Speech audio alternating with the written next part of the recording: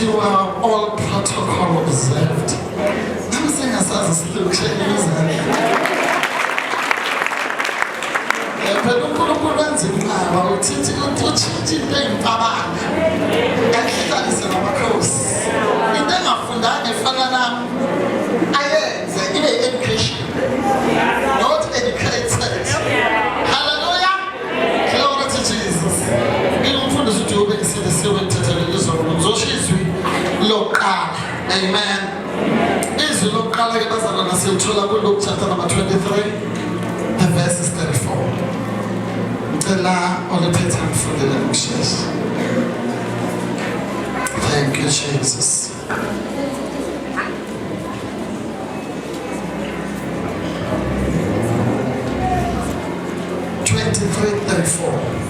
Verse 34. Jesus said, Father, forgive them, for they do not know what they are doing. And they divided up his clothes by casting lots. Hallelujah. Father, bless the reading of your word in Jesus' name. Amen. Hallelujah.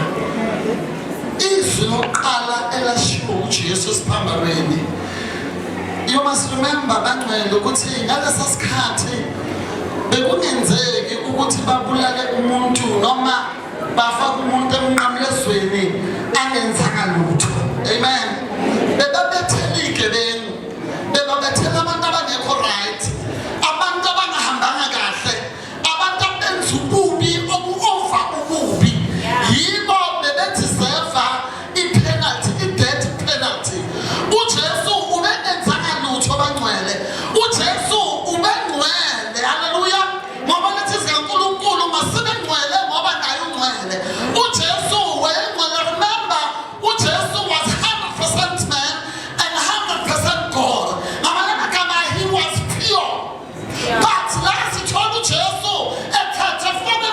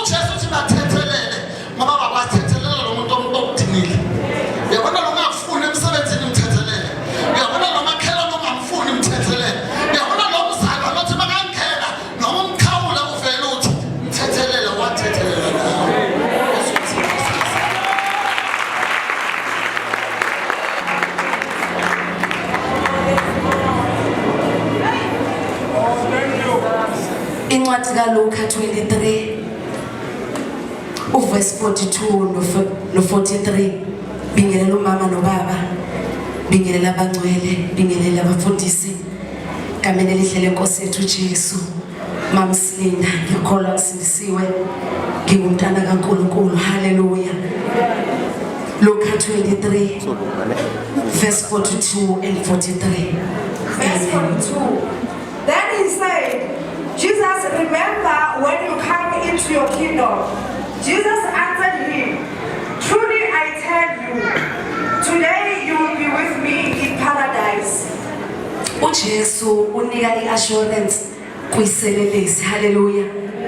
uJesu uthi kuselelezi, namuhla ngizoba nawe eparadise. There are many times where sibona uJesu endleleni yakhe ilabeni uJesu banama encounter amaningi nomuntu embuyisela kuNkulunkulu. Hallelujah. Elisho njalo izwi leNkosi lithi akusukuthi uNkulunkulu slow ekwenzeni izinto, kodwa injongo yakhe ukuthi abantu baphenduke. Hallelujah. Sibona uNkulunkulu esebenzisa uJesu ejenini yakhe okanye endleleni yakhe yokukholwa. I can call 2 to 3 people before sifika esiphambanweni. Hallelujah. Sibona uSimon wasekhuseni elithi izwi likaNkulunkulu ubedlula. Hallelujah. Ekudluleni kwakhe uzodlula lapho uJesu ekhutshwa khona ngamasotsha. Elithi izwi likaNkulunkulu umzimba wakhe bewuthakathaka. Hallelujah bangcwele. Ngiyacabanga uNkulunkulu bengalayela ingelosi ukuba zimsize uJesu aphakamise isiphambano, kodwa ithi lizwi likaNkulunkulu amasotsha forced uSimon. Hallelujah. That was the encounter uNkulunkulu wayenayo noSimon oJesu ukuthi ambambise isiphambano, of which is a long suffering. Hallelujah bantwana. Sibona uHerod number 2 noPilato elithi izwi likaNkulunkulu lethu bekunobutha phakathi kwabo. Hallelujah. Sibona makufika indaba kaJesu beshintshana ngayo lithi izwi likaNkulunkulu ngemva kwalokho baba nobudlelwane. Hallelujah bazalwane. Singabantwana bakaNkulunkulu sesinoNkulunkulu uJesu, ubudlelwane nokuzwana kumele sibe nabo, hayi amagqubu. Now siza esiphambanweni elithi izwi likaNkulunkulu kwakukhona izelelezi eziwu2 with Jesus in their middle. Hallelujah bazalwane. One of the things ayikho imistake lapho uNkulunkulu enze uJesu ukuthi abesemaphakathini ngoba kunye okunglamleli phakathi komuntu noNkulunkulu. Hallelujah bantwana. Elithi izwi likaNkulunkulu lezelelezi bezenza umsebenzi ofanayo noBarabha. Hallelujah. Bangabahlubuki. Hallelujah bantwana. Bangababulali. Kodwa izwi leNkosi lana sithola iselelezi. Hallelujah bantwana. Iselelezi esiluhlaza elithi izwi likaNkulunkulu umhlambalaza uJesu. Wathi awuyena yini uKristu? Sikhulule usikhulule nathi. Hallelujah bangcwele. Kanjalo nokufa wakhe wafa engaphendukanga. Glory to Jesus. Sithola esinye iselelezi elithi izwi likaNkulunkulu. He recognized or he acknowledged uburongo bakhe. Hallelujah. Washo uJesu wathi thina kusifanele lokho. Hallelujah bangcwele. Thina lokho vele umkhuba wethu nakuba simile kule ndawo akukho kurongo. Na ufakazela lento yeshiwa uPilato athi angiboni uburongo kulomuntu. Neselezi sisho njalo sithi angiboni iphutha kulomuntu, kodwa thina sifanele ukuthi sibe lana. Hallelujah bantwana. Amen. Emini ngizomemezela abazalwane ukuthi uNkulunkulu ufuna inhliziyo ephendukayo. Hallelujah bazalwane. Sesingabantwana bakaNkulunkulu sesikholwa. Ayikho into eyenza ukuthi uJesu aguqule indlela bengambuza ukuthi kuze ube la uyenzeni, kodwa asizwa embuza ngezolo lakhe. Hallelujah. Asizwa embuza ukuthi kuze ube la kwenze njani, kodwa uthi namhlanje surely I'll be with you.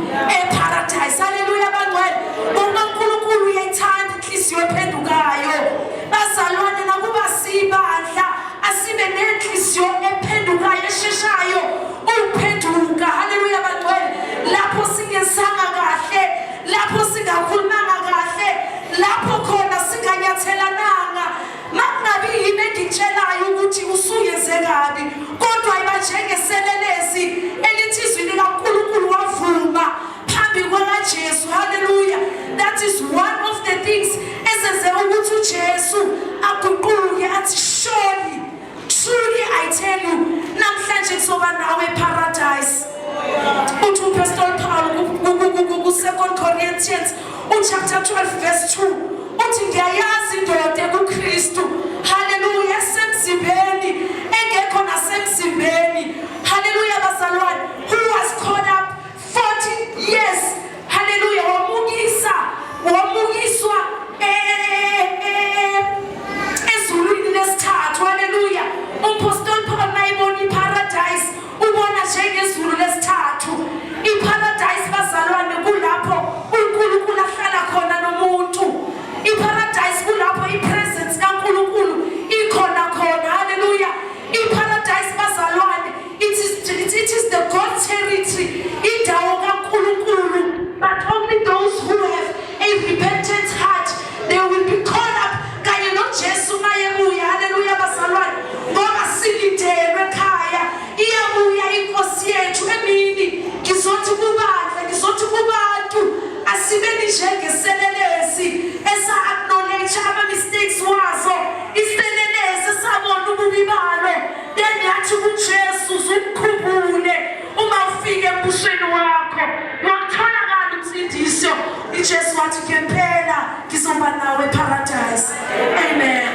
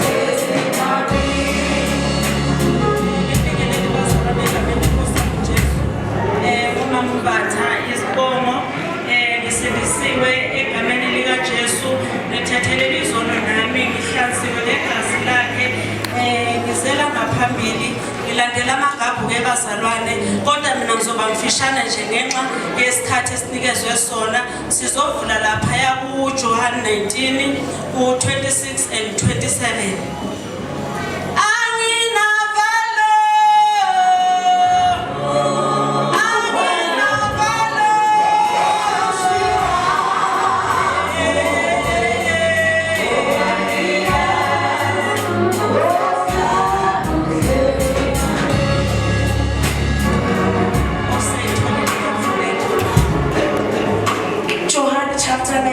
Verse 27. Wayesethi kumfundi bheka unyoko. 26. Kuthe uJesu ebona unina nomfundi amthandayo bemi ngakhona wathi wathi kunina mame bheka indodana yakho. 27 wayesethi kumfundi bheka unyoko. Kusukela kuleso sikhathi umfundi lo wamyisa kwakhe. Amen. Babusisa izwi lakho egameni likaJesu waseNazaretha. Bazalwane, iBhayibheli lisho njalo amazwi kaJesu eseziphambanweni lapho ebona uMaria umama wakhe emile eduze kwakhe. Ngathi ngiyambona uMaria umntana wakhe eshayiwe evuza igazi elenga emnqamlezweni engenacala. Uthi uJesu mangabe sebona unina uthi ena bheka uthi bheka uthi mame bheka indodana. Uthi ndodana bheka unyoko. Ngaleso sikhathi uJesu esho njalo waya kubudlelwane phakathi kukaMaria nomfundi wakhe uJohane ukuthi ena mesiphila emhlabeni kumele sibe nothando kahle kahle. Wayenzela ukuthi kube khona uthando njengoba isho iBhayibheli ukuthi uNkulunkulu wanikela ngendodana yakhe yayizelwe iyodwa. Bazalwane, mawubheka le ncwadi ukuthi uNkulunkulu wanikela ngendodana yakhe sibazela abantwana bethu. Bazalwane, akekho namunye umzali onganikela ngendodana yakhe, kodwa uNkulunkulu ngenxa yokuthi wayesithandile wanikela ngendodana yakhe uJesu ukuba izofela izono zethu. Uma ngabe uJesu eselenga esiphambanweni esembheka umama wakhe ebheka umntana wakhe lenga esiphambanweni engonanga lutho, wafike lo umunye othile njengoba bazalwane uthi mawubheka ushone ngesihlobo sakho kuyavuka enhlizweni ukuba nalobo buhlungu. Kanjalo noMaria bavuka lobo buhlungu ukuthi umntana wakhe lo noJesu bavuka lobo buhlungu ukuthi indodana yakhe le waseyeba kubudlelwane ukuthi noma sengingasekho kodwa nansi indodana, noma sengingasekho kodwa nangu umame. Bazalwane, izwi likhuluma nami nawe ukuthi bazalwane sibazela abantwana simele sibaphuthando. Umntana wakho umtshela ukuthi ngiyakuthanda, engazeze otshelwa abantu bangaphandle ukuthi ngiyakuthanda. Uthanda uqala ebandleni kodwa uthando uqala emakhaya lapho esiphila khona, ngoba isikhathi esincane sisiphile ebandleni enkonzweni kodwa isikhathi esiningi sisiphile emakhaya. Ulapho kumele siveze khona uthando, sithandane singabazalwane. Lisho njalo izwi sithandane singabazalwane. Bese lithi laphayana indodana yabisimthatha uMaria yayisimuse ekhaya. Bazalwane, nalokho enhlizweni yami ukuthi masithandaneni sibe nobudlelwane nabanye, sakhe ubudlelwane nabanye abantu, sakhe ubumbano nabanye abantu. Ungathanda umuntu ngoba nakho usondelene naye, ungathanda umuntu ngoba nakho umngani wakho. Mesikhona ebandleni kumele sithandane, sakhe uthando singabazalwane. Bekuyilokho bazalwane enginakho. Nkosi yomusa inibusise.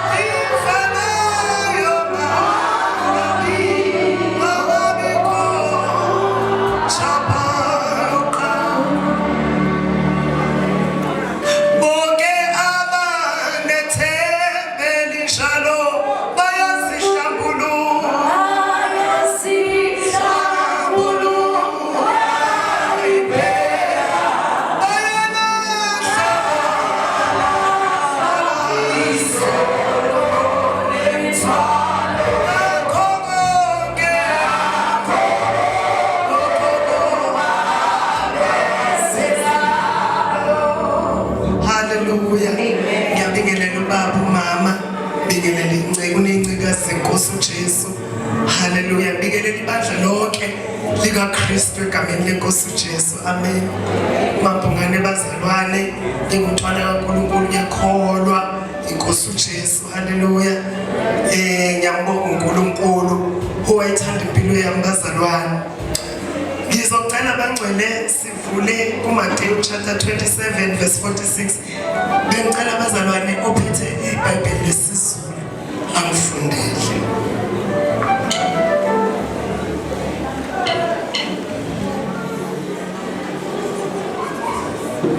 Matthew 27 verse 46. Amen. Kepha ngehora lesishiyagalolunye uJesu wamemeza ngezwi elikhulu wathi, Eli Eli lama sabachthani, okungukuthi Nkulunkulu wami ungishiyeleni na? Amen. Hallelujah. Siyabonga kakhulu mama. Bazalwane thambama sizwa nge-9th hour. Hallelujah. Sizwa ngehora lesithathu makhunyusho kusho ukuthi 3 PM. Hallelujah bazalwane.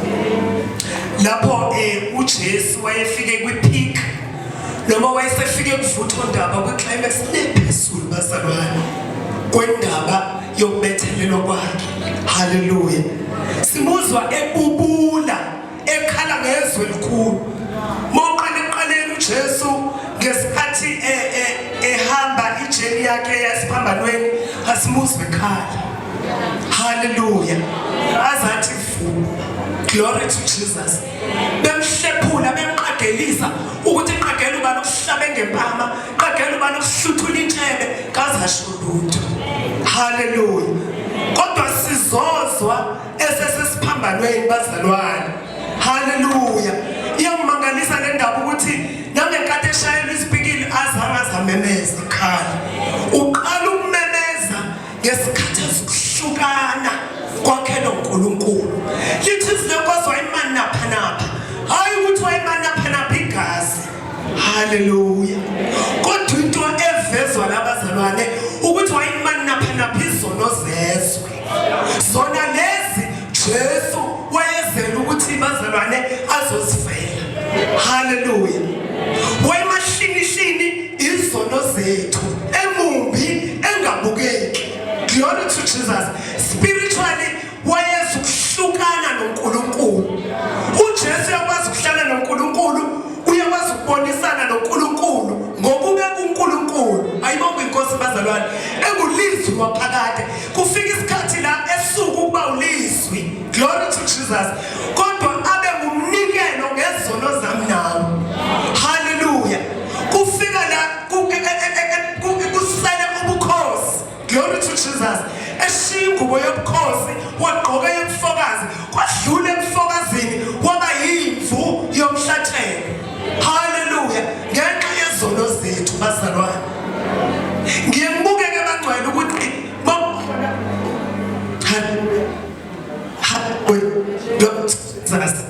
ungizo bangcwele ukuthi hallelujah.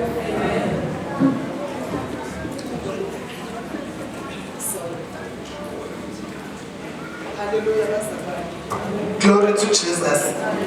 Uma inhliziyo bangcwele ingavumi ukuthethelela, kuyayivuka emoyeni wami. Glory to Jesus. Hallelujah. Uzwe kahle ukuthi ngiyatheliwe futhi kakhulu. Glory to Jesus. Kodwa ngenxa yokuthi khona okwafika isikhathi sokuhlukana noNkulunkulu, ngenxa yezono zami kuyakwehlula abazalwane bethethelezwe. Glory to Jesus. Khona ngikushoyo bangcwele. Hallelujah. Kuyangehlula ukuphila isinoni kanjani. Hallelujah. Kufika la ohluleka khona ukuphila intando yakho. Ayibonge inkosi ngoba kukhona wakhala. Kungekho mnandi bazalwane. Hallelujah. Kukhona ngizothi kubuyele emuva nje ku-Old Testament bazalwane. uSawuli wayehamba noNkulunkulu ngoba wayecelwa ama-Israyeli ukuthi abe king. Ayibonke inkosi noma kubekwe inkosi babe nenkosi sebekhathele noma babezizwa bekhathele njalo basafuna ungabi nankosi. Hallelujah bazalwane. uNkulunkulu uyamnikeza ubukhosi uhamba endleleni akenzi kahle bese uNkulunkulu uyamphuca. Maya mphuca uNkulunkulu kusuka umoya kaNkulunkulu kuye kungena omunye umoya. Hallelujah bazalwane. Let it cause ukuthini kithi njengabazalwane. It signifies ukuthi uma sisenza isono bazalwane sasikholwa. Glory to Jesus. Noma uma sivuma ukuhlala esigodini sesono. Glory to Jesus. Sesithathelelwe izono. Lento bazalwane signifies noma ichaza ukuthi thina bangcwele sithatha nje umdlalo indaba yokufa kaJesu. Hallelujah bazalwane. Hallelujah bazalwane. Akusindaba esibuka ukuthi sihlukana noNkulunkulu la. Ngoba isono sihlukanisa umuntu noNkulunkulu. Hallelujah bazalwane. Ibuka uDavid abangcwele sekuhlala phansi kuMahubo 51. Hallelujah bazalwane. Khona la izincengezela khona uNkulunkulu athi Nkosi uma numa ngebuka umoya wakho.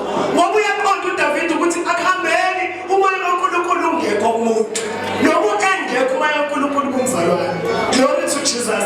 Sengathi thina mhlabazalwane kulemvuselelo yokukhumbula ukufa nokuvuka kweNkosi uJesu. Bengabi nayo athi uNkulunkulu ithi ngizibheke mina ngizifune ukuthi umoya kaNkulunkulu sekhona yini ngakini. Hallelujah.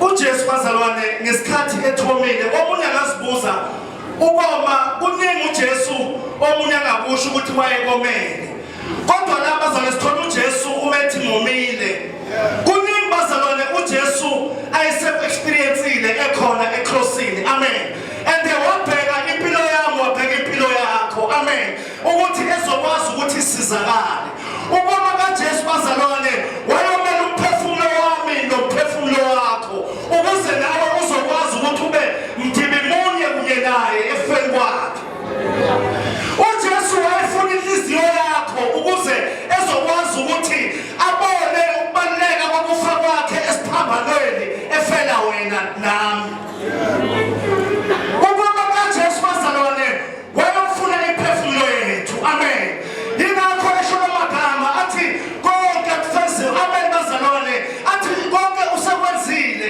lethi ngomile amen bazama ukumnika uvinika because they don't understand ukuthi usho ukuthini kumethomile bathatha isponti basipulisa kuvinika bethi bayamphuzisa amen because when they didn't understand ukuthi what was he mean umethomile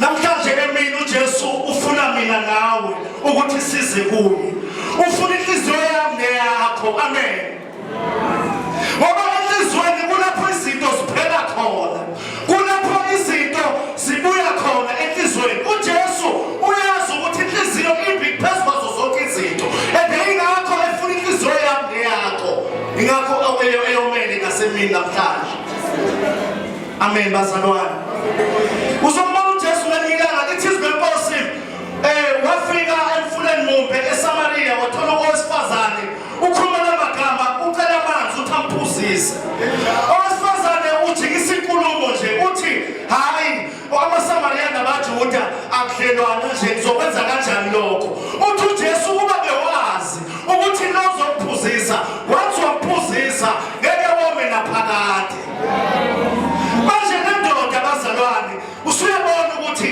umnikazi wamanzi amen ngoba usufikile kuye konke uyathola amen ngiyabonga bazalwane emsini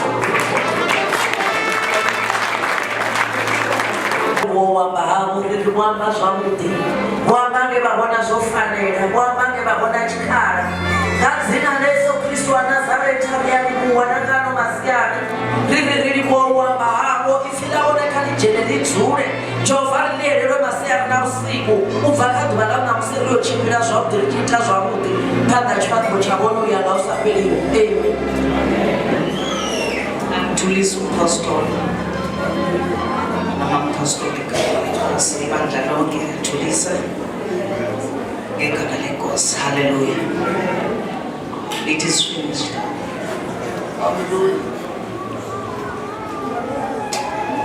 cela ufundele ku John 19 verse 30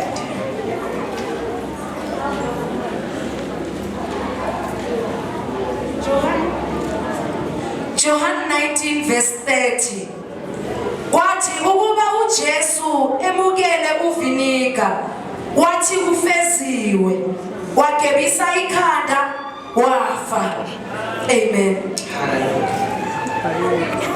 lapha zabane siwa uJesu sesiphambanweni athi it is finished. Hallelujah. Leli gama lishiwo noma wani kodwa lishiwo abantu abaqedile izinto. Because kulula ukuqala into kodwa kunzima ukuyiqeda. So uma uJesu akhuluma so esesiphambaneni ukuthi it is finished, bekugcwalisela isiprofethi kuGenesis ukuthi ngiyobeka ubutha phakathi kwakho nenzalo yakho. Hallelujah. So uma kugcwaliseka leso siprofethi kanjalo uma uJesu esesiphambanweni ekhuluma lamagama wayekhulumela ukuthi izinto ebezenziwa ku-Old Testament, izinto ebezenziwa zinikelo eziyisivumelwano ukuthi abantu bathethelele izono, kusho ukuthi kuchithwe igazi umuntu onile seyifezekile manje. Hallelujah. Because bekuyisithunzi sezinto ezizayo. Hallelujah. Lezo zonke lezi zinto from Genesis ukuyofika ku Deuteronomy, Leviticus, bekuyizinto ezisithunzi ezibika uJesu kuza kaJesu. That is why abaprofeti bamemezela ngoJesu lapho izwi lenkosi lithi lo ozayo umbuso uyoba semahlombe akhe. Hallelujah. Okungukuthi lo ozayo uyinkosi yamakhosi. Hallelujah. So leli izwi leli alishiwo noma abantu ngiyabona lisebenza kwabanye uma umuntu eqeda kwi-tertiary level, it is done, it is finished. Uma ethola i-degree yakhe. Hallelujah. Liyasebenza futhi leli gama uma ngabe umuntu ebhadala isikweletu osiqeda, it is finished. Hallelujah. uJesu bekaqedile ekuthenini bazalwane izinto zakudala isasebenzi manje. Ngizomangala ekuthenini bazalwane uma uJesu ukuthi ethi izinto zakudala, izinto za abapristi babengena belethe umnikelo wezono for abantu abonile, lezo zinto zaphelelwa isikhathi. Kodwa esikhathini esiphila kuso manje abantu uzobathola ukuthi umuntu wenza itiye. If you check ukuthi itiye banilelo uyohlabela abantu abafuna usahlaba. Hallelujah. It is finished. Hallelujah. Kuphelelwe isikhathi konke lokho ngoba abanye benza imkhoshosho bathi bekholwa bephumelela umuntu ozenzela izinto ngaphandle. It is finished. Siphelelwe isikhathi lezo zinto. uJesu uqedile ngalezo zinto. Uphelele. Hallelujah. So mawukhona umzalwane fanele uqaphele ukuthi wenzani. Fanele uqaphele ukuthi uJesu mayethe siphambeleni kuphelele kwaphelele ini. Because leli gama lenza izulu lapha kami ukuthi usho ukuthi mayithi kuphelele. Hallelujah. So siyabonga uNkulunkulu bazalwane. Yeah, 3 minutes Jesus. Siyabonga bazalwane inkosi othola inkosi.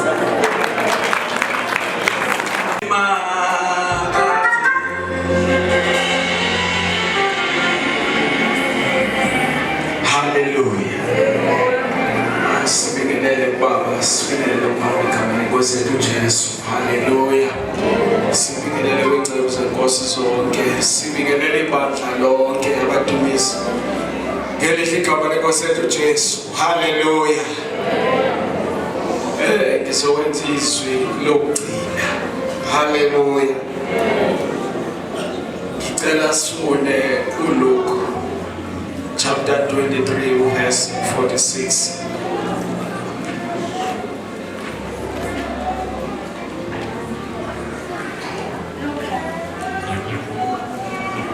Luke 23 verse 46. Wamemeza ngezwi elikhulu wathi, Baba, ezandleni zakho ngiyawubeka umoya wami. Eseshilo lokho wafa. Amen. Wamemeza ngezwi elikhulu wathi, Baba, ezandleni zakho ngiyawunikela umoya wami. Hallelujah. Uyabona umuntu uma ememezela futhi esenikezela, akanikezeli engazi ukuthi yini ayinikezelayo. Lithi izwi lenkosi lasifunda khona lithi uJesu wayazi ukuthi ibhalo ziphele isimo. Number 2, wakwazi ukuthi sele ufeziwe. Ngamanye amazwi ake sibuyele lithi izwi lenkosi uJesu uya eJerusalema. Uma eya eJerusalema uthola ukuthi kunethole lembongolo eliboshiwe. Hallelujah. Ngoba uma ngokomthetho wesiJuda lithi uma kuzonikelwa bekumele ukuthi isilwane sonikela siseparate kwezinye. Singasaphili impilo yezinye izilwane. Lithi kana izwi lenkosi lithi uJesu wangena ephezu kwembongolo. Ngesikhathi ehlala phezu kwembongolo kwaphela ivelu yesilwane. Okusho ukuthi ozonikela ngesilwane usehamba yedwa. Ngoba uJesu uhleli phezu kwembongolo. Ngesikhathi ahleli phezu kwembongolo izona ezabona ukuthi wena zisemahlombe kaJesu. Babengeke bakhona ukumdumisa. Uma uJesu izona zabo zasekubo. Babengeke badlala igubo zabo. Into yenza ukuthi bedlala igubo ukuthi izona zisemahlombe. Yingakho uJesu wamemezela athi lokhu kufa kusika ukufa nje kwehlazo. Kodwa ukufa kumele kufezeke. Yingakho izwi lenkosi wamemezela uJesu uthi Baba esandleni sakho ngiyawunikela umoya wami. Esandleni sakho ngiyawunikela. Ngesikhathi uJesu wanikela uyizona nikela umphefumulo wakhe phakathi kwezandla zakhe kwakhona nezono zeswe. Wathi Baba esandleni sakho ngiyawunikela umoya wami. Hallelujah. Ngamanye amazwi igrudge ayisangeni. Ngamanye amazwi uxokozela kusangeni. Ithi izwi lenkosi incwadi yamacala ekade sibhalelwe yona. Akutholakala izandla ezayiklephula. Kodwa kwatholakala incwadi yamacala ithathuliwe. Ngesikhathi kudabula incwadi yamacala namandla ngesikhathi efa ayahlephuka kwabonakalanga zakhe. Sandleni zakho Baba ngiyawunikela umoya. Hallelujah. Kosomosembosisi. Manje nawe uNkulunkulu wethu ongcwele asimbonanga asimazi Baba wethu omuhle wena uNkulunkulu ezulwini uNkulunkulu emhlabeni siyabonga uNkulunkulu wethu ukuthi wasenzela icebo elihle lensindiso uNkulunkulu wethu onamandla ukuze singafi Baba wethu ongcwele ophindiwe kodwa sithola ukuphila okuphakade siyabonga uNkulunkulu wethu ongcwele amandla siphambano singewodele uNkulunkulu wethu ngokuba wasenzela ubusongaka wasithula kangaka singakuthandanga siyabonga uNkulunkulu udumo libuyela kuwe ethambama egameni lenkosi uJesu. Glory to Jesus.